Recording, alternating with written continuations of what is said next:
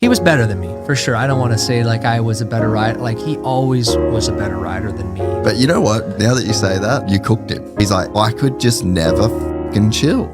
He's like, if I made one mistake, Dungey was right there. Yeah. And just for year after year after, like you did eventually break him, you know?